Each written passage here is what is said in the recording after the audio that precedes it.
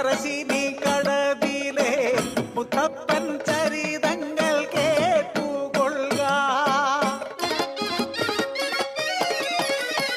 ആനയുണ്ട്, അമ്പാരിയുണ്ട്, പത്തായം നിറയെ നെല്ലുണ്ട്, ബാല്യക്കാരുണ്ട്, പൊന്നുണ്ട്, പണമുണ്ട്, സന്തോഷം മാത്രമാ മനക്കലില്ല. ഉണ്ണി പിറക്കാത്ത ദുഃഖത്തിൽ കഴിയുന്നു ശിവഭക്തരാം തമ്പ്രാനും തമ്പ്രാട്ടിയും.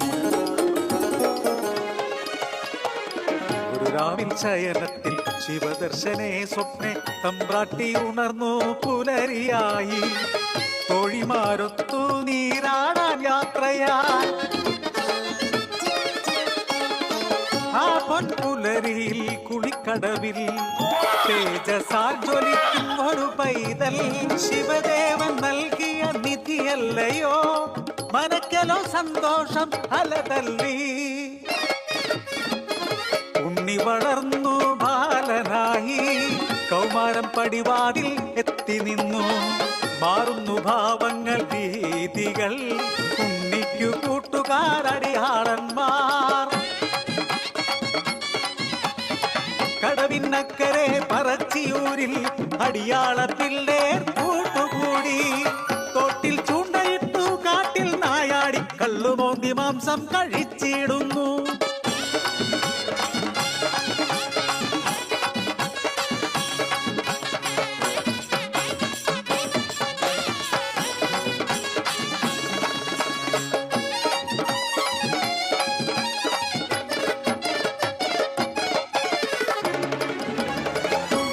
പരദേവതേ ഇല്ലം മുടിച്ചിടുമല്ലോ. കോപിഷ്ടയാകുന്നു തമ്പ്രാട്ടി, ഉണ്ണിയെ മച്ചിൽ ബന്ധിക്കുന്നു. ജലപാനം നൽകില്ല പൊന്നുണ്ണി, കുരുത്തക്കേടുകൾ ഏറെയായി. അല്പം കഴിഞ്ഞപ്പോൾ അമ്മ തൻ മാനസം സ്നേഹമായി, പിന്നെ വാത്സല്യമായി. മനക്കലെ മച്ചിന്മേൽ എത്തിയ അമ്മ അറപ്പുരവാതിൽ തുറന്നു നോക്കി. ആകെ സ്തംഭിച്ചു തമ്പ്രാട്ടി. ഉണ്ണി വളർന്ന് മച്ചും തകർത്ത് ഉഗ്രരൂപമായി അലറിയിടുന്നു. തലയും മുഖവും കാണാനില്ല. പരിഭ്രമിച്ചോടി തമ്പ്രാട്ടി പടിപ്പുരവാതിൽക്കലെത്തി നിന്നു.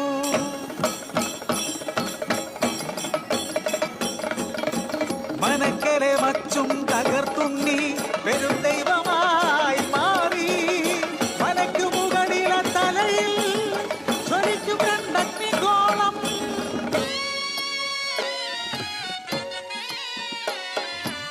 ഭയന്നൊര തമ്പ്രാട്ടി നോക്കാനാവാതെ കൈകൾ കൂപ്പി നിന്നു.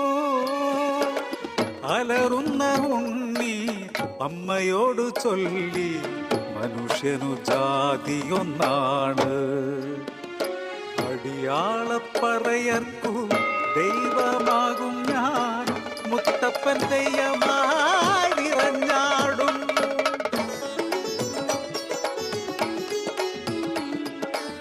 ദൈവമായാലും അമ്മയ്ക്കു നീ ഉണ്ണി, ഈ അഗ്നിഗോളത്താൽ ഉണ്ണി നിൻമുഖം ഒന്നു കാണാനില്ല. കണ്ണുകൾ മൂടി മുത്തപ്പനായി നീ ദർശനം നൽകൂ പറശ്ശിനി കടവിൽ. അന്നു തൊട്ടിന്നോളം പറശ്ശിനി കടവിൽ അനുഗ്രഹിച്ചിടുന്നു മുത്തപ്പൻ ദൈവം. ദുരിതങ്ങൾ നീക്കി സൗഖ്യം നൽകി അനുഗ്രഹിക്കും